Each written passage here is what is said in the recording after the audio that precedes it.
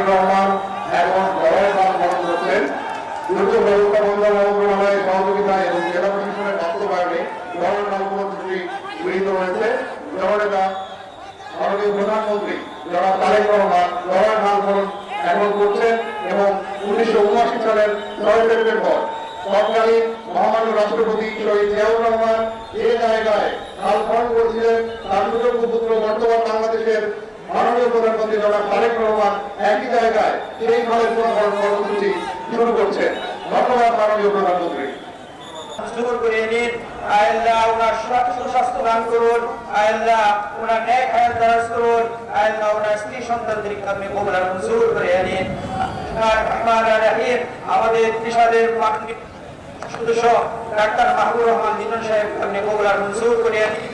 আল্লাহ ওনার নেক হায়াত দারাজ করুন, আল্লাহ ওনার জিন্দেগীর সমস্ত গুনাহগুলি মাফ করে দিন। আল্লাহ রহমান রহিম আমাদের মাননীয় প্রধানমন্ত্রী বাংলা কৃষি বিপ্লব ঘটানোর জন্য যে খাল খনন কর্মসূচি আল্লাহ ইয়া রহমান ইয়া রহিম আপনি ওনার এই কর্মসূচিকে আপনি সফলতা দান করুন। আল্লাহ কৃষিতে আমাদেরকে করুন,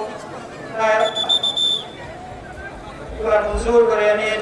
সুবহান রাব্বিকা রাব্বিল ইজ্জাতি আম্মা ইয়াসিফুন।